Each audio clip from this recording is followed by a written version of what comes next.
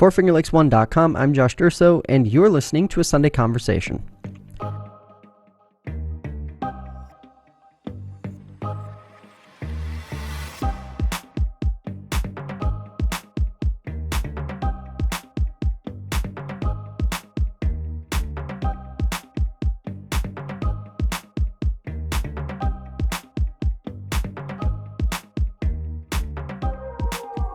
This week we are joined by Ryan Wallace. He's the CEO of the Solar Home Factory in Geneva, which is building the homes we're seeing pop up along 5 and 20 at the Lake Tunnel Solar Village. This past week we learned that 19 of the 20 units at the Elizabeth Blackwell Street site are sold. Ryan has been in studio before, and this time around we're going to get an update on progress. We're also going to discuss skepticism about the project and projects like Lake Tunnel. All of that coming up after a quick message from today's show sponsor. Today's episode is brought to you by Herman Brothers Furniture Store. Tired of the big box approach to furniture shopping? Stop in to Herman Brothers Store located in downtown Lyons and see how they've been doing it since 1945. Herman Brothers carries one of the largest selections of furniture, appliances, and mattresses between Rochester and Syracuse. And even better, Herman Brothers services all of the furniture and appliances they sell. It's the honesty, integrity, and reliability that they've been delivering for 74 years. Stop in, shop online, or give Herman Brothers a call to learn more about their low prices, free layaway, interest-free financing, and no credit needed financing. They even offer same-day or next-day delivery in most cases. Visit HermanBrothersLyons.com or call 315-946-4831 today. Ryan, thanks for being here. Thanks for having me. This is what you guys are doing up in Geneva is really, really impressive. And now, great news this week, really positive headline for you guys in the Finger Lakes Times. Let's start with somebody's been living under a rock for the last 2 years. Sort of give us the 101 on how we got to this point. So in, I have to think back what the original date was. I think about 2016. We had started looking at expanding what we offered. We were a solar installer and putting solar on roofs. And the problem is that we were going to a lot of homes in the Finger Lakes that solar wouldn't fix the issue. The issue was it was poor insulation. You know, I've been in homes where I could literally see outside from inside the home, and the cold winter air just blowing in. And we said that if we want to really make an impact in people's lives who want to get off of their dependency on the grid, we have to look at building the whole home. So we started a company called Small Grid, and we were focused just on heating systems and solar. And the problem was that we couldn't find a housing company that could build a tight enough, energy efficient enough home to do what we wanted to do. And what we wanted to do was produce a home that had no heating or electric bill. So we spent a lot of time researching and finally decided to build the homes ourselves. So in 2017, we were awarded a downtown revitalization grant for a piece of land, 3 acres, off of 5 and 20 in Geneva, and to build a prototype housing development. And that grant has largely gone to pay for city utilities. So we've expanded the sewer, the water, and then put a lot of money into storm water. And these things are not very sexy, but what it is it gives you literally the building site to showcase our product. Now, what's happened is we've had to adapt to the market and the weird conditions of that site to make it all work. So we had originally started with 30 townhomes, and that got downsized to 20 townhomes because of some restrictions on the site, mainly a big gas line that runs about 20 foot underneath the ground through it. And so we're now building 20 townhomes down there. In June of 2018, so just over a year ago, we broke ground on our factory over on Forge Avenue, and that's a pilot factory. So it's only about 5,000 square feet. We're building 2 homes at a time in it. And that has been really exciting, a lot of stress, a lot of debt, a lot of personal debt. I think people generalize the project as being kind of like a state project or something, and I'm always quick and perhaps a little defensively say, no, there's state money that went into creating the lots so that we had a place to put these homes. And everything else has been privately financed, mainly by my wife and myself. And it's starting to gain some traction. So every time we set a home down there, we probably get 10 or 15 more inquiries, and to the point now where we only have 1 left to sell down there.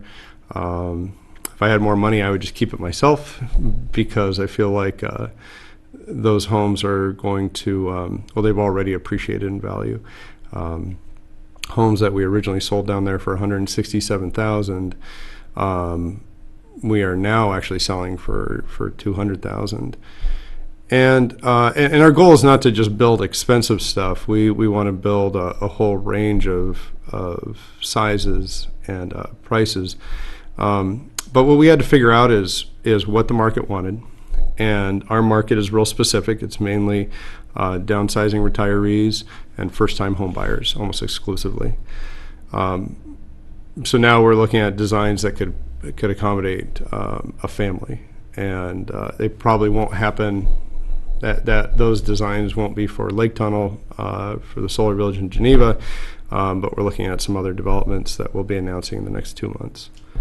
So that's kind of brought us to today. So we've gone from breaking ground to about 14 employees, and we're adding. The part that I'm really proud of is we're getting really good at building these homes, and the crew, the pride that they take in building these homes is just phenomenal. They've taken ownership of the design. They're suggesting changes all the time. They're saying, hey, if we did this, it could be that much more efficient. And that's really probably my favorite part of all of this, is seeing our team really come together and get excited and embrace the project.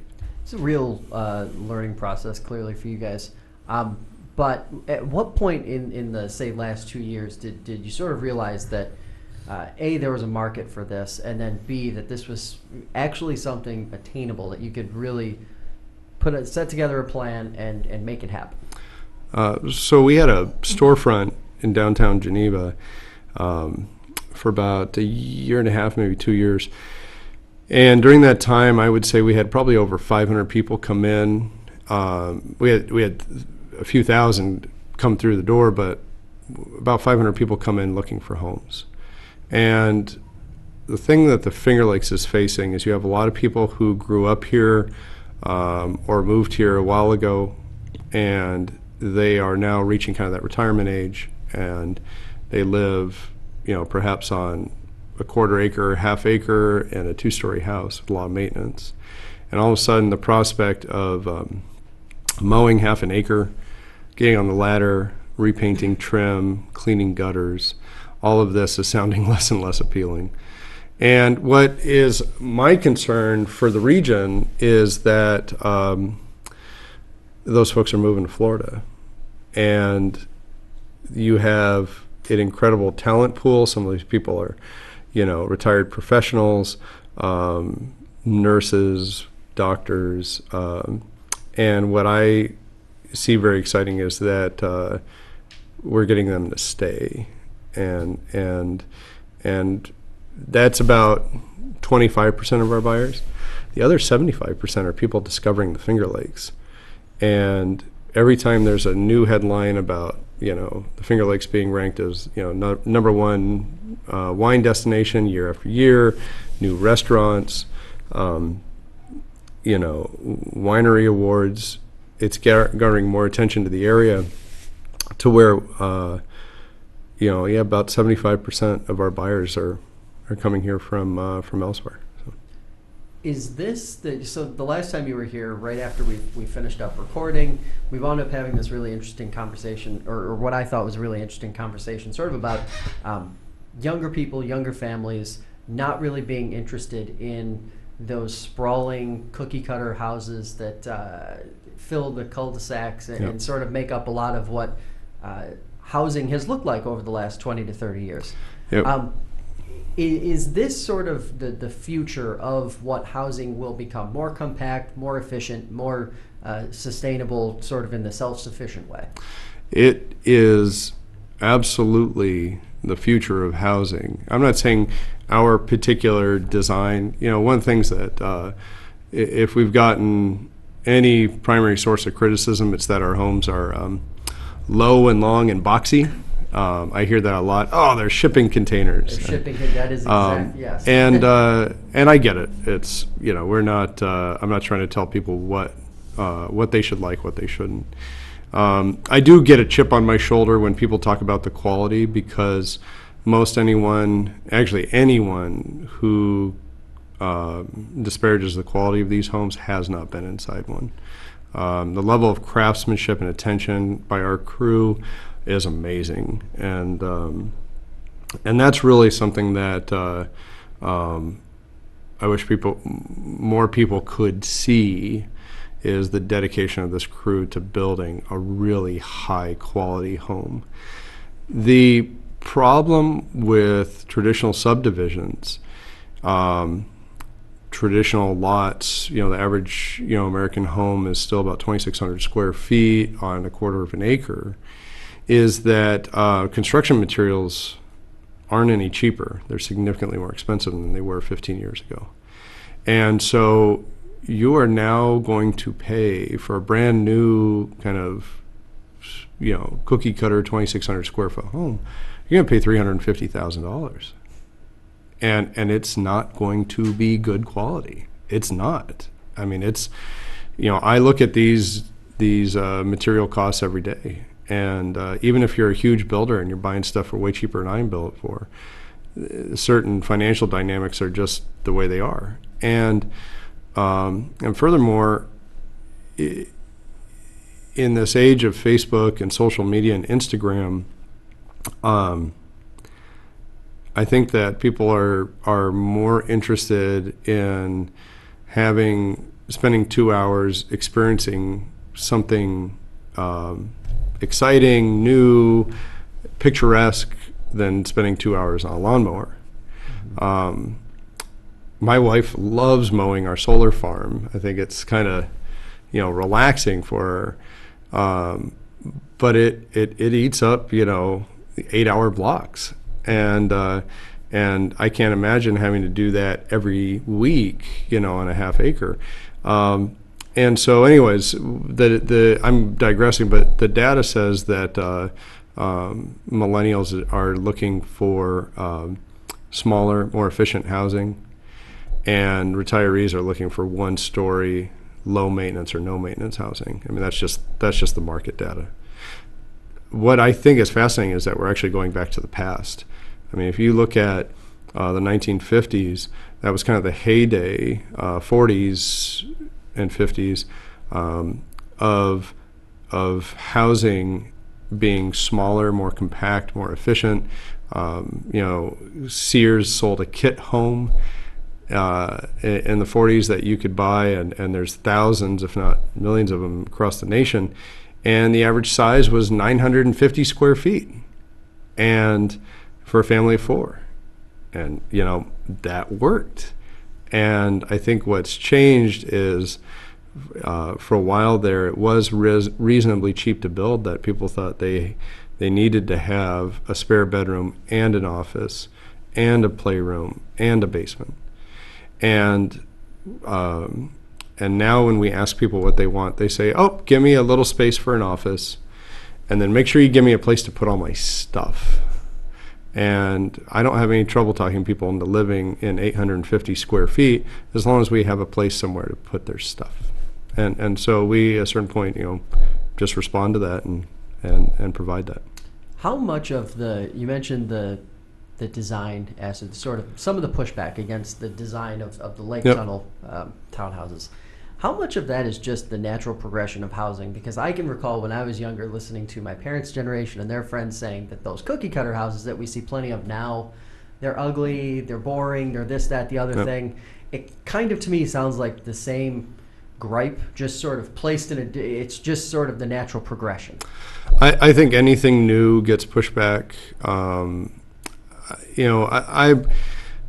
It used to bother me a lot more, and I'd get into these, Facebook arguments, and I realized there's just nothing to be gained there because I don't need to change anybody's mind. We have enough people coming in who see the value of not having a heating bill, not having an electric bill, and a lot of those people are, either loving the design or so about the design, but realize that the design is what gets you no heating bill, no electric bill. And so there's a necessity there. I don't build with a pitch roof, not because I hate pitch roofs, but because I can't build a pitch roof and transport it on the same module. So, and it cuts the amount of roof surface that I have that's solar ready. So our homes are kind of this brutally Darwinian process of making something that is the most efficient to build to be net zero. And that's not to say that we can't improve upon it. As I speak right now, one of the partners in the company, Mark Rodriguez, is on AutoCAD drawing the next version of these, which has a look that addresses some of those concerns.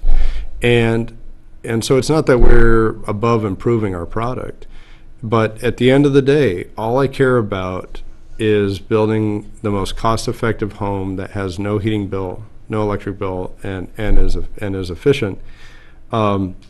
And I think what you'll see is in 20 years, if someone tries to build a home that doesn't have solar panels and doesn't have a heat pump, that's going to be the home that the next generation looks at and says, what is that piece of trash?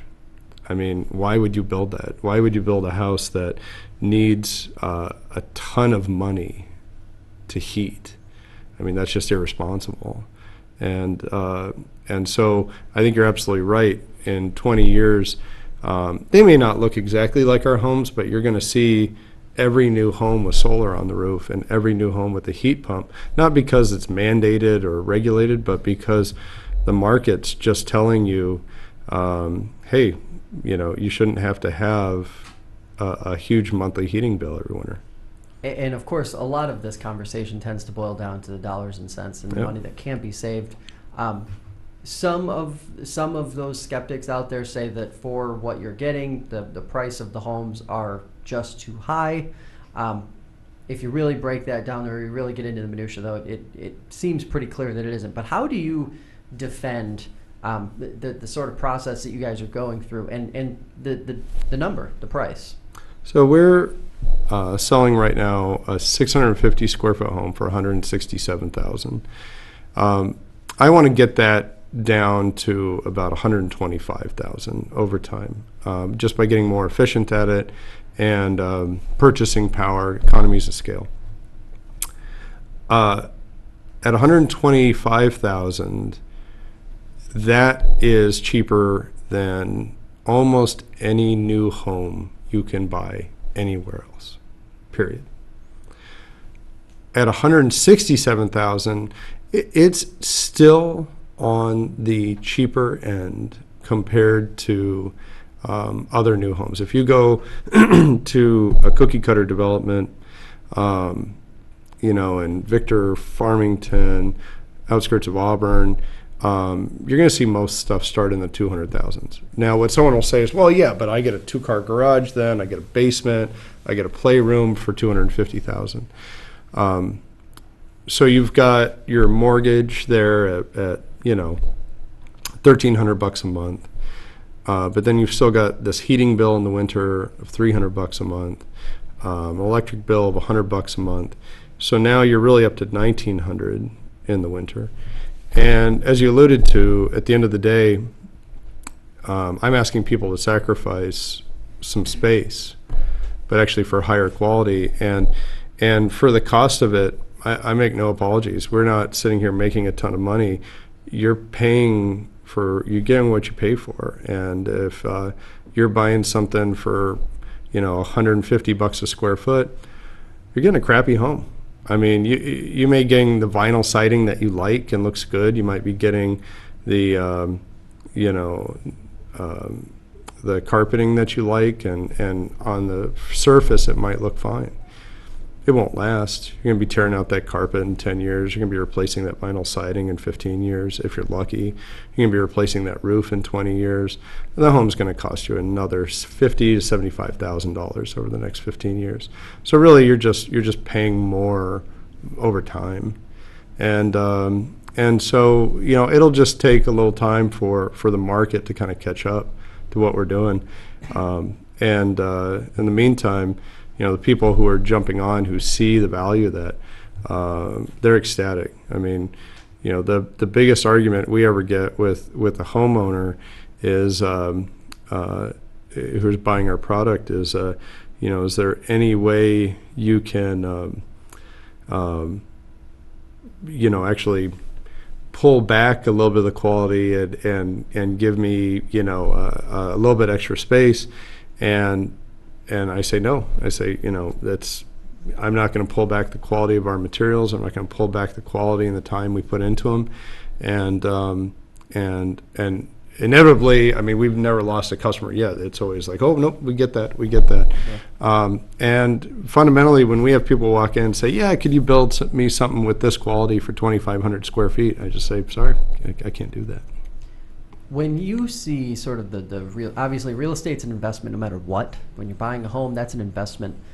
When you see some of the headlines that we've seen recently out of like the suburbs of Rochester, where people are putting in offers 20 to 30% over the value of the home, foregoing home inspections, just basically doing whatever they have to buy whatever home happens to pop up on the market, is that sort of like the ultimate case for a community like Lake Tunnel, given that it's so compacted, given that it is a good investment in the long term, and it's that high quality that you're probably missing out on if you are buying a sort of traditional home? The only thing keeping the suburbs from turning into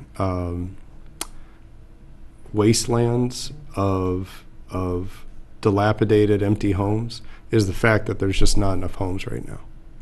Otherwise, the two biggest market segments, millennials and retiring baby boomers, are all telling us almost to a person, I want to be able to live where there are things to do. And that thing can't just be mowing. You'd think I'd hate lawnmowers. A good buddy of mine is senior management at Land Pro, and he probably going to be cursing me for disparaging lawnmowers. But if you need a lawnmower, get it from Land Pro. So there you go. But it really is. People are telling us that they want to live where there are things to do. And the problem with the suburbs is that you have to drive everywhere to do something.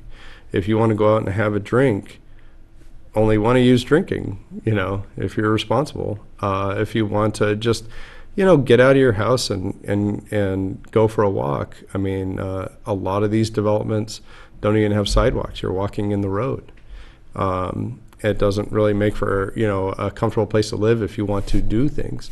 And so all the market data says that the areas right around the urban areas. Maybe not right in the middle of downtown core, but lots like ours. They're just on the peripheries of the downtown where you can still walk to things. It's the fastest growing market segment right now.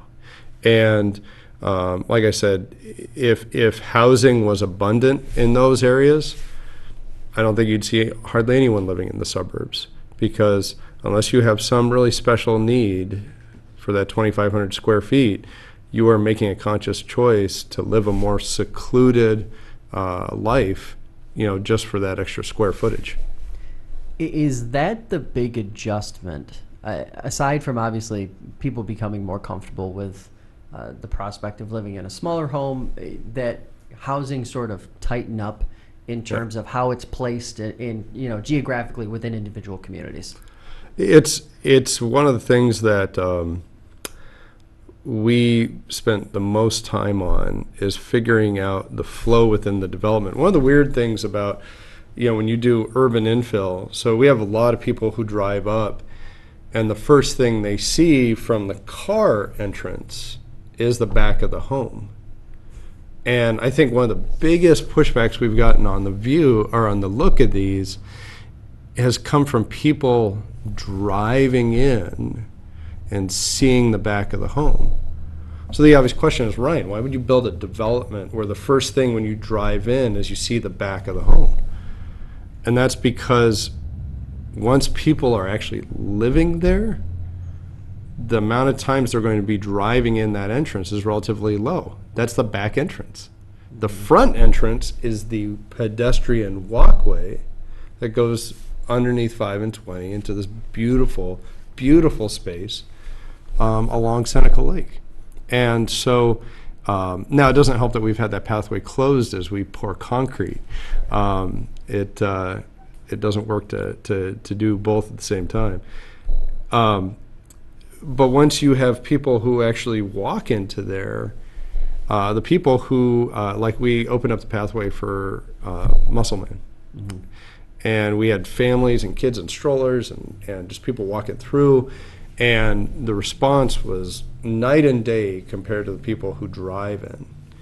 And so, having that more compact, pedestrian-centric environment, I cannot wait to have that all opened up, because the experience when you're on foot is phenomenal. You're seeing people, you're seeing the lake, you're walking into downtown, and then, I forgot something in the house, so I'm going to walk right back, or I'm going to have some people come over, we're going to go drink down on Linden Street, and just walk right back home afterwards. It's an amazing experience. So earlier this week, you called into WXXI's Connections with Evan Dawson. The show was sort of diving into a proposed rate hike. There's going to be a public hearing in early August proposed for NYSEG and RG&E users. You mentioned sort of just now the move away from vehicles. We talked a little bit before we came on about how a lot of the proposals coming from RG&E and NYSEG seem to be focused in the electric vehicle territory, and less in sort of like what you guys are doing, where it's very much about removing dependency of any kind on energy, and it's sort of pulling away from the grid.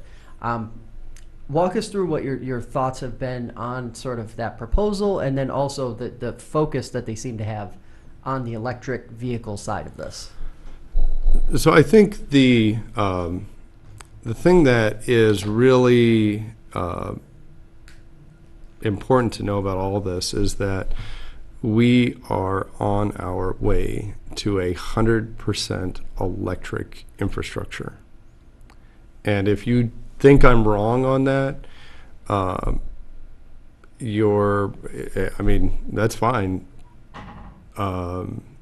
You should read what the statements are coming from the CEO of General Motors, Ford, Volkswagen, Toyota. They don't see internal combustion engines as part of their future. And so I think that RG&E and NYSEG spent a lot of time being concerned about electrical charging infrastructure, because they've done the math, and the current grid cannot support all these cars moving to electric. The problem is that if you look at these problems one at a time and you say, okay, we're going to improve electrical vehicle infrastructure, well, now you need to improve your main transmission lines, your distribution lines. And I can tell you that infrastructure, having witnessed it firsthand, is pathetic, dilapidated, and based on solid, 1920s technology. I say solid, being facetious. It's incredibly unsolid, it's incredibly unstable. And it's remarkable that it is as reliable as it is based on how old and crumbling it is. And so my concern in all the rate hike discussions is that are we really planning for that future? Are we just kind of doing these little PR Band-Aids and say, oh yeah, we're going to put $30 million into vehicle infrastructure here and there, and not saying, hey, are we preparing really for the future of electrical infrastructure? And are we going to do that in a way that it doesn't come on the backs of the average ratepayer? I mean, Iberdrola is a multi-billion-dollar multinational corporation that owns NYSEG and RG&E. They are only focused on renewable projects that generate income for them. I can tell you at the Solar Village, one of the biggest mistakes I ever made in the development of that was telling NYSEG that it was going to be a solar village. And all of a sudden, that created this big logistical nightmare that took 2 years to figure out. And what I should have done is said, yep, I'm just doing another subdivision. And then later told them, oh, by the way, I'm adding solar. Because they didn't have a process in place at a high level to say, here's how we're going to deal with all these homes having solar, and here's how we're going to encourage to have battery systems. And I'll get into it in just a second why that's important, but it from the top down, there's no plan in place that I can tell. If there is, it's not working its way down to the people that we work with every day. People we work with every day are working with one hand tied behind their back. They want to see the grid be improved. They want to see more developments. They want to see everything be more stable. They're completely hamstrung by this huge multinational corporation that, in my opinion, could care less about this region and our homes. It's purely, what is the state going to require us to do, and how's that going to impact our profits, and what can we get away with that still follows state law and maximizes profits. And I can tell you right now, that means not investing in infrastructure. And it's interesting that you say that. So I get into it a little bit, if you can, what that challenge looked like on the day-to-day, and when you're going through that process, trying to work with NYSEG on what you guys were doing up there with Lake Tunnel. So we submitted in September 2017 a request to have electrical service at the Solar Village. It turned into a big discussion of a bunch of really well-meaning people saying, okay, how are we going to do this? And it took about a day for them to realize they had no specific process in place for a development that says it's every home's going to have solar. And yet we had learned from these same people that in our particular area we had the capacity in the line to do that. And this kind of gets a little bit into the how the sausage is made. But the problem is that rather than being something that was supported and helped along, the fact that we had solar and we wanted to do batteries became this big flashing red light for NYSEG, and the whole process just took long. It just took longer. So, like I said, it took a year and a half just to get a final plan in place. And it took 2 years to actually get the actual line run down to the village. And And unfortunately, we've heard that from multiple other developers who aren't even doing solar, is that getting utilities is proving to be almost impossible. And you think about how scary that is. Here we are trying to keep people living here, not moving to Florida, and those people are telling us, give us new housing and we'll stay. I mean, I hear that all the time. And it's incredibly difficult to do so just because of the utilities.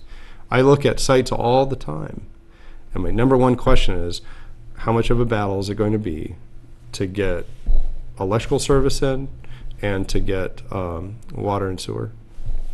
Now, the municipalities want to work with you.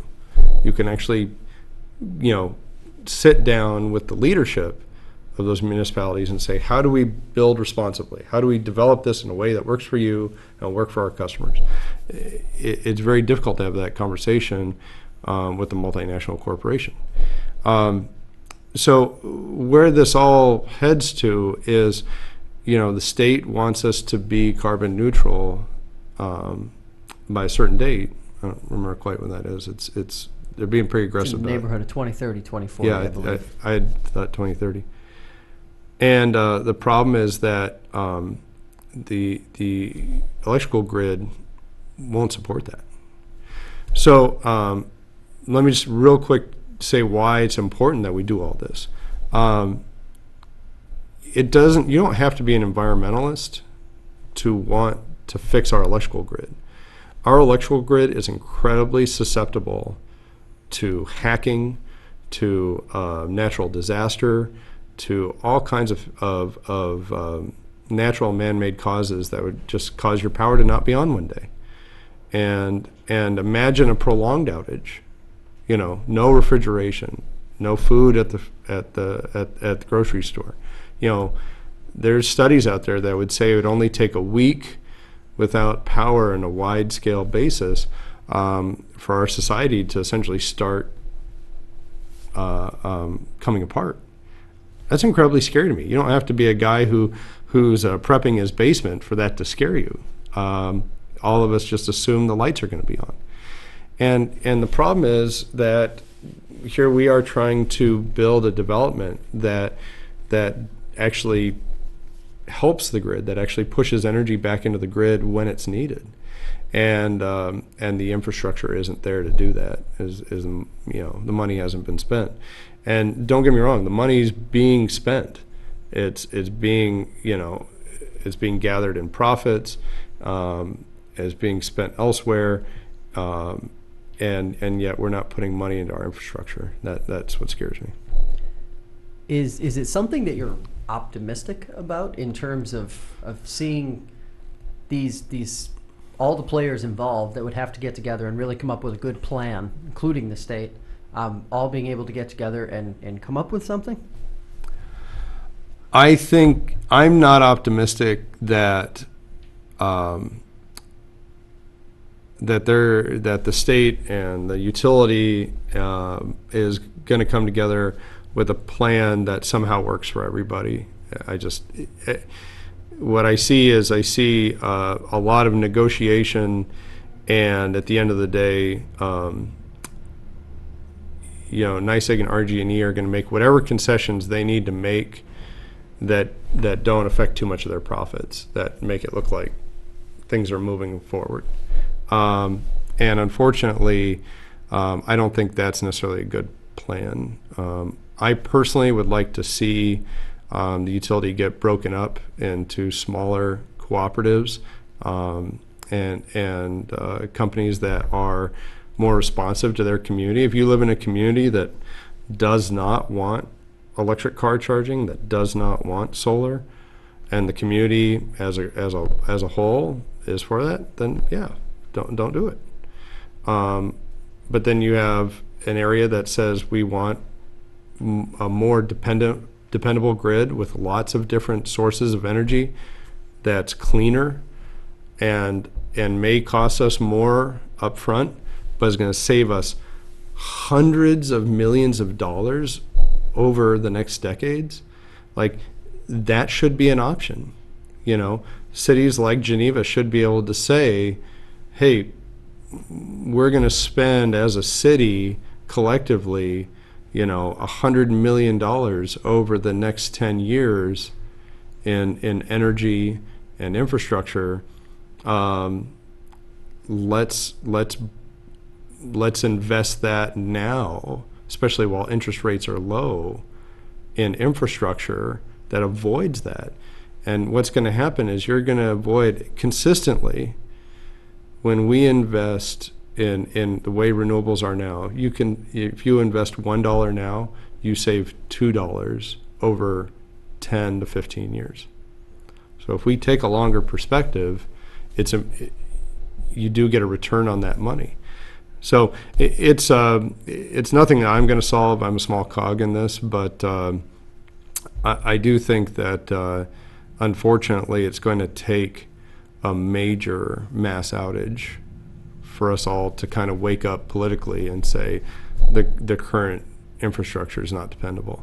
And unfortunately, I think that's coming. I hope it doesn't, but unfortunately, from what I've seen of the grid, that'll one day that'll come. So when you look at Lake Tunnel, what are sort of the next steps? What's going to be happening? Are folks moving in now? Or are they going to be moving in the 6 to 12 month range, or where do we sit there? So we'll have people moving in next month, and paving and landscaping all comes in the next 30 days. We've got big equipment on site, moving the dirt for phase 2. So we've got 9 homes and a multifamily building to build there. We're building a little bit bigger 3-story multifamily building near 5 and 20. That's going to be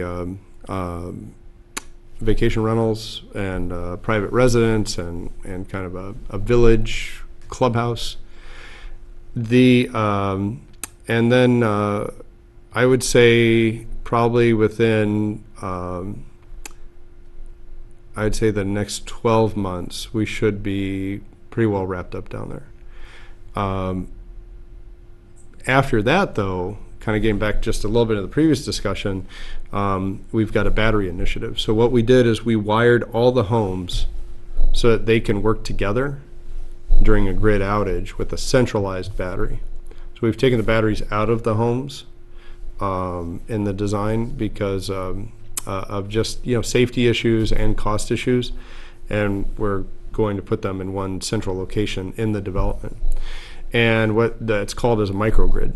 And the idea of microgrid is really one of the most powerful ones out there because if you go down the street here in Seneca Falls and you had an instant look at their energy usage, this time of day, hardly anyone's using any energy. Maybe a few air conditioners on here or there. And the idea is that if all those homes had solar, they'd all be producing like crazy right now into a battery bank. And then the evening, when everyone comes home and everyone turns on their air conditioning, all that energy is coming from that battery bank. And when you can do that at a neighborhood scale, you don't have to put in as much solar. You don't have to put in as much battery because not everyone's using it all at the same time. And so you can save a lot of money and make it more economical. And now all of a sudden the whole development still has lights on when the grid's out, still has refrigeration, still has air conditioning. And I think that's really the future of residential development. And when you look at the manufacturing side, what can we expect to see there over the next 12 to 18 months? So on the manufacturing side, we're going to continue to optimize the facility we have. We have a couple big projects in the works that we're not ready to announce yet. The moment one of those hits, we'll be announcing a major expansion. And so we only build to the contract, so we don't build speculatively. So once we have those contracts in place, then we'll expand our capacity. We're hiring about a new person every month, and we're adding about $300,000 to the tax rolls in Geneva every month. So we're setting about 2 homes a month, adding about $300,000, and that to me is the thing that really feels good. Is if in 2 or 3 years from now, if we can be at anywhere between 50 and 100 employees, multiple developments that we're feeding homes into, I think we can really start to claim that we're moving the goalposts, or moving the chains, not the goalposts. Do you see a point where this is, obviously the manufacturing is happening in Geneva or wherever, but that the homes are able to be transported further away than just a short radius? Or is this something that you think eventually can be duplicated in a way where they are being manufactured fairly close to wherever they're going?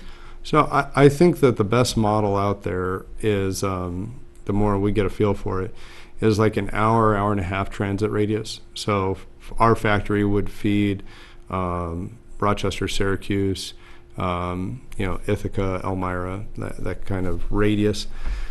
The opportunity, though, is for it not to just be us doing this. I think we're proving a model here that other developers can follow and build their own facility. Our facility, compared to the cost of development, was not a big investment. But it has huge impact in our ability to build. Some of those homes that you see down there were getting roofed and sided when it was sleeting outside last winter, and work that it wouldn't even be possible in the winter. And our guys were inside, warm and toasty, and productivity was exactly the same. So I think that that's a model that it will get replicated because the economics are there. And finally, I have to ask you to just remind everybody who's listening one last time, there is enough sunlight here in upstate New York for a solar home or a solar village, yes? Yes, there is. The thing you just have to remember is the time of year that you make that statement. It's easy to make that statement in January. It feels like there's no sun. Well, you go outside today, and it's not only sunny, but it's sunny until 9:30, 10 o'clock. That's all energy. And we produce enough energy over the course of the year to absolutely power a home with extra left over. And I'm talking heat, refrigeration, lighting, everything. And furthermore, it's more energy than you can produce than the same home would produce in some places that you think of a lot sunnier. If you go into Miami, Florida, you'd get almost the same production, just a little bit more. And the reason is that there's so many storms that roll through during the summer months that it almost equals out. So, if you would be okay with the sunlight in Miami, you're not taking that big of a hit, believe it or not, in the Finger Lakes, because our days are so much longer in the summer. And one last thing if I can throw in is I'd really encourage people to come on out. We'll be doing an event in late August, a bigger open house, take people through them. If you have any skepticism on kind of the quality of the homes, even the style of the homes, I encourage you to come on out. Even if you come out to the site on Fridays, we give a lot of tours on Fridays, and it's I guarantee you'd be amazed at the craftsmanship that our team has put into these homes. I used to say guys, but we're starting to get some women in the trades, and I tell you what, it's fantastic. We have a really diverse crew that's coming from different backgrounds, different mindsets. It produces a better product, and I'm really proud of our team. They've done a fantastic job. And a product that will no doubt continue to change. Ryan, thanks for coming in. Appreciate it. Thank you. Perfect. Hey, thanks for listening. Remember, archived episodes are available on Spotify, Apple Podcasts, YouTube, and the FingerLakes1.com app. Consider leaving a review if you are listening to us on Apple Podcasts. It helps new listeners find the show and lets us know that you enjoy what we're doing here. You can also help by becoming a Patreon supporter. Visit www.patreon.com/FL1 to sign up today. Have a great week, guys, and I will see you back here next Sunday.